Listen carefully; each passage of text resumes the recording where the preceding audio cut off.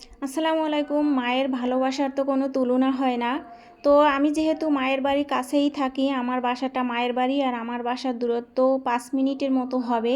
তো এবছর তো অনেক শীত পড়ছে, তো শীতে পিঠা পায়েসও অনেকই খাওয়া হয়েছে। প্রত্যেকবারই আমার আম্মু আমাকে সকালবেলায় বক্স ভরে দিয়ে গেছে। তো ওদিকে তো পিঠা খাইছি, আর এদিকে একদিন আমার মেয়ে আমার মা পাশের বাড়ি থেকে বড়ই এনে তারপরে কলা, ঘেরের কলা নিজেদের তো দিয়ে গেছে আমাকে। যেহেতু আমার মেয়ে আমার কাছে ছিল না, হঠাৎ করে বাড়িতে চলে গেছে, সে বড়ই খেতে চাইছিল, টক বড়ই, আমি বাজারে কিনতে পারি নাই।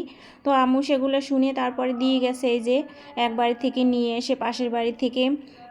আর এই যে ছিল শবে বরাতের এইটা, তো শবে বরাতের দিন পিঠা মাংস করা হয়েছে, আমি যাই নাই, আমাকে যেতে বলছিল। আমার মনে হয় না যে প্রত্যেকটা মানে অনুষ্ঠানে প্রত্যেকটা পর্বে মানে উপস্থিত থাকতে হবে, এরকমটা আমার কাছে কোনো ধরাবাঁধা নিয়ম নাই। বাবার বাড়ির কাছে, মায়ের বাড়ির কাছে থাকি বলেই যে সব অনুষ্ঠানে সব পর্বে মানে উপস্থিত থাকতে হবে, এটা আমার কাছে কেমন জানি বিরক্ত লাগে, ভালো লাগে না।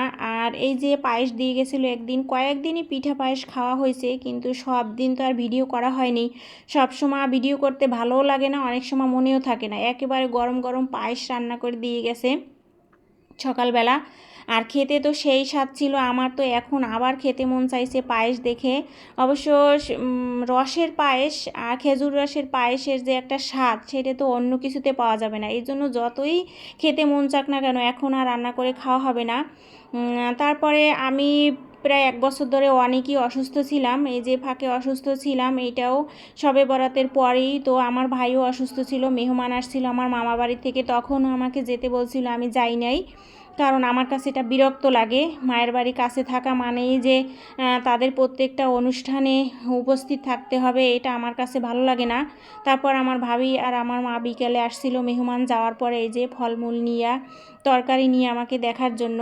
তারপর এই যে আমার এক্স শাশুড়ির বাড়িতে আমি যখন আসি তখন দেখে এসেছিলাম যে আমার ঘরের পাশে একটা তেঁতুল গাছ ছিল, তখন তেঁতুল ধরে নেই, তো এখন তেঁতুল ধরা শুরু করছে। আর প্রত্যেক বছরে কয়েক বছর পর্যন্ত প্রত্যেক বছরই আমার শাশুড়ি মানে এক্স শাশুড়ি যে সে তেঁতুল পাড়ার পরে মানে পরিষ্কার পরিচ্ছন্ন করে সবাইকে যেরকম দেয় তার বাকি ছেলে মেয়েদের, সেম আমাকেও সেই রকম ভাগ করে দেয় আমার মেয়ের কাছে। তো আমার মেয়ে আসছে রোজার 4-5 দিন আগে, তখন এই যে আমার মেয়ে নিয়ে আসছে আমার ভাগের তেঁতুলগুলা, আর তার সে খাবার দাবার নিয়ে আসছে, তার কি খেতে মন চাইছে, এই যে আসার সময় পাউরুটি নিয়ে আসছে, তারপর তার ফল ছিল, মেয়েও অসুস্থ ছিল, তো তার বাবা ফলমূল কিনে দিয়েছিল, সেগুলো যা ছিল সে আসার সময় নিয়ে আসছে।